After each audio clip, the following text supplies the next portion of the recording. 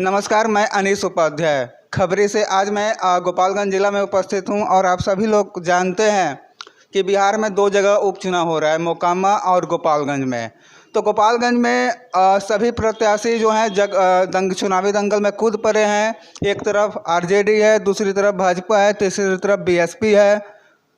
उसके बाद से और भी कई प्रत्याशी चुनाव लड़ रहे हैं, लगभग 9-10 प्रत्याशी हैं। इसी बीच हमारे साथ मोतिहारी जिला से भारतीय जनता पार्टी के प्रदेश कार्य समिति सदस्य अखिलेश गुप्ता जी भी आए हुए हैं, उनसे हम लोग बातें करेंगे। साथ ही साथ मोतिहारी जिला के पूर्व एमएलसी और व्यापार प्रकोष्ठ के भारतीय जनता पार्टी के प्रदेश अध्यक्ष बबलू गुप्ता जी भी हैं और मोतिहारी जिला के पिछड़ा प्रकोष्ठ के अध्यक्ष भी हैं। आइए उनसे सीधे बात करते हैं। पहले हम लोग बबलू गुप्ता जी जो पूर्व एमएलसी हैं मोतिहारी जिला से, उनसे बात करते हैं। सर, गोपालगंज में उपचुनाव है, क्या माहौल चल रहा है, बताया जाए सर। यहाँ किसी का वोट नहीं है, सिर्फ और सिर्फ भाजपा का लहर है और कुसुम देवी के पक्ष में सारे मतदाता गोलबंद हो चुके हुए हैं। यहाँ भारतीय जनता पार्टी की जीत सुनिश्चित है। सर, एक तरफ आरजेडी, दूसरी तरफ बीएसपी, जो दोनों मामा भगिना एक साथ यहाँ पर उतरे हुए हैं, तो उनसे क्या आपका प्रभाव पड़ने वाला है? तीसरी तरफ एआईएमआईएम भी चुनाव लड़ रही है यहाँ पर। देखिए, आपको मैं बता दूं कि 75% वोट एक तरफ गोलबंद है और 25% मतों में ये सभी लोग मामा भगिना और जो भी हो, ये सभी लोग अपना बांटने का काम करेंगे। क्योंकि गोपालगंज की जनता भली भांति इस चीज़ को जानती है कि इनके शासन में सबसे ज़्यादा अगर इस जिला में कोई जिला प्रताड़ित होने का काम हुआ तो गोपालगंज ही है। चूँकि यहीं के ये लोग रहने वाले हैं, ये मामा भगिना का सरकार उस समय था और उस समय इन लोगों ने व्यापारियों के साथ क्या किया, आम जनता के साथ क्या किया, सड़कों का उस समय क्या हाल था, यहाँ की जनता कराह रही थी और उस पर इन्होंने मलहम लगाने का कभी काम नहीं किया, बल्कि उसको लूटने और छलने का काम किया है। इस चीज़ को यहाँ की जनता भूली नहीं है। सर, आप लोग एक तरफ आरजेडी पर जंगल राज का आरोप लगा रहे हैं कि जंगल राज आ जाएगा अगर मतदान किया जाएगा। फिर आरजेडी बोलती है कि जब भाजपा सरकार में थी तो उस समय क्या मंगल राज था? बिल्कुल, भाजपा जब तक सरकार में रही ये मंगल राज ही था। यहाँ आम लोगों का सरकार था। जब हमारी सरकार कहीं भी रही, आप देखिएगा विकास का उस समय दौर चला, आज भी विकास का दौर चल रहा है।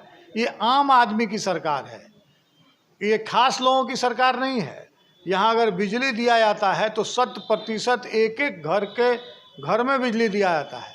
एक झोपड़ी में भी एक बल्ब लगाने का काम प्रधानमंत्री नरेंद्र भाई मोदी जी करते हैं।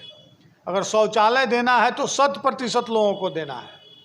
यदि आवास देना है तो 100% लोगों को देना है। और एक बात मैं आपको बता दूं कि 2014 में जब हमारी सरकार दिल्ली में बनी तो इस बात की प्रतिबद्धता है, हम किसी योजना को लॉन्च ही नहीं करते हैं, उसके अंतिम तारीख को भी बताने का काम करते हैं। जिस तरीक़ा से हमने बताया कि हम 2018 तक बिजली लगाने का काम पूर्ण कर लेंगे, तो हमने पूर्ण करने का काम किया। हम शौचालय देने का तारीख बताया, जो इस तारीख तक हम इस काम को कर देंगे। ऐसा नहीं है कि किसी योजना को लॉन्च कर दिया और इन्फिनिटी तरीक़ा से वो चलते रहा है, कोई उसकी जवाबदेही नहीं है। हम लोग अगर किसी योजना को लॉन्च करते हैं तो उसकी जवाबदेही होती है। हमारा एक एक काम गरीबों के लिए होता है। हम राशन कोरोना काल से लोगों को दे रहे हैं, हमने एक एक घर में बिजली लटकाया। हम स्वास्थ्य की चिंता करते हैं, हर एक गरीब को 5-5 हज़ार का आयुष्मान कार्ड देने का काम हम कर रहे हैं। गैस चूल्हा हमने फ्री बांटने का काम किया गरीबों को। ये सच मानिए तो आम जन की सरकार है, सबका साथ सबका विकास और सबके प्रयास से चलने वाली सरकार है। सर, एक तरफ अपराध का ग्राफ बढ़ चुका है, साथ ही साथ गोपालगंज की ही हम बात करें तो कहीं चाकू मार दिया जाता है किसी युवा का, कहीं पैसा छीन लिया जाता है, कहीं चोरी हो जाता है। इस पर क्या कहेंगे सर?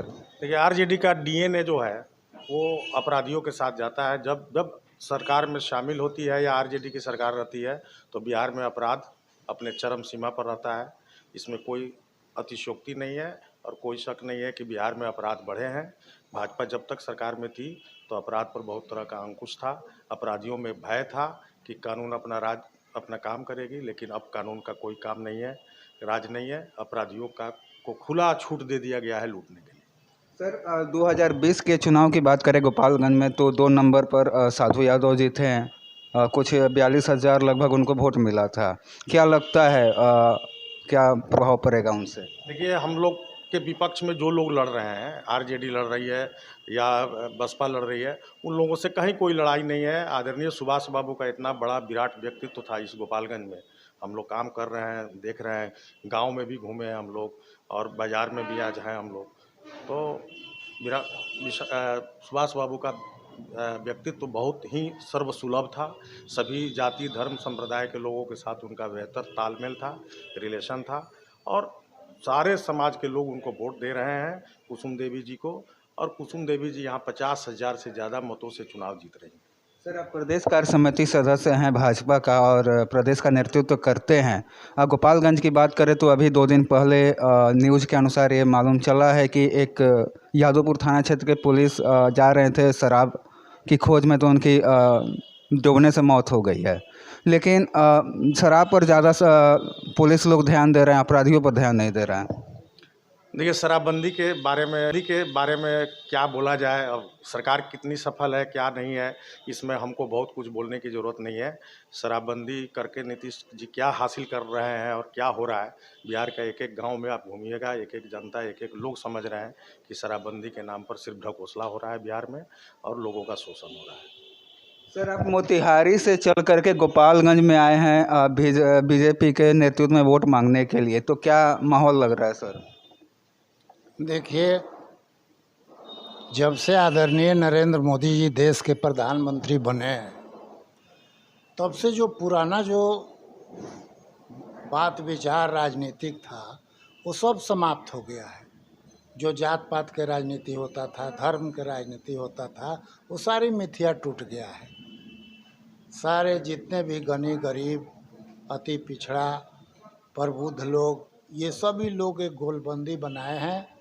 आदरणीय नरेंद्र मोदी जी के नेतृत्व में भारतीय जनता पार्टी को जिताने के लिए यहाँ से कुसुम देवी, चूँकि भाजपा के उम्मीदवार है, अपार वोट से जीतने जा रही है। सर एक तरफ आपकी विरोधी पार्टी बोलती है कि हमेशा बीजेपी जो है हिंदू मुस्लिम करके धर्म पर आकर के चुनाव जीतती है, क्या कहेंगे इस पर? बिल्कुल नहीं।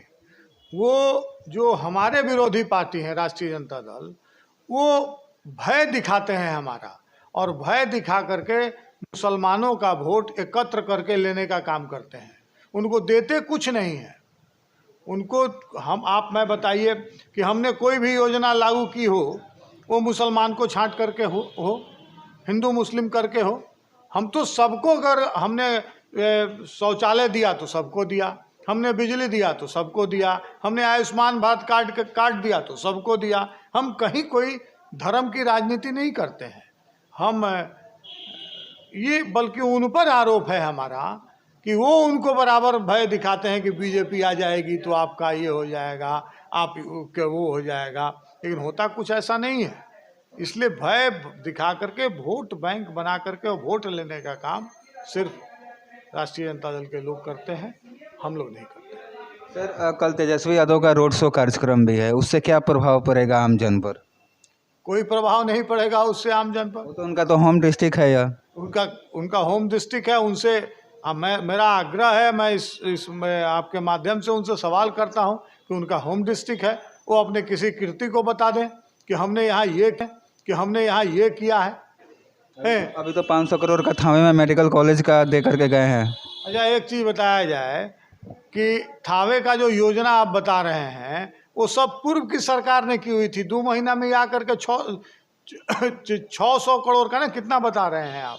500 करोड़ लगभग। मेडिकल कॉलेज हमारे ओर से दिया जा रहा है। भारत सरकार की योजना है कि हर जिले में एक एक मेडिकल कॉलेज खोलेंगे।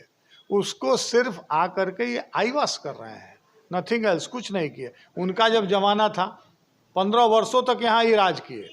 आपसे आग्रह है कि उनसे ये पूछिए कि 15 वर्षों के भीतर इस गोपालगंज जिला को क्या क्या उन्होंने दिया। कुछ ऐसा बताइए जो मैंने आप बता सकते हो या कोई बता सकते हो, कोई इंडस्ट्री दिया हो, कोई ऐसा चीज़ दिया हो जिससे गोपालगंज जिला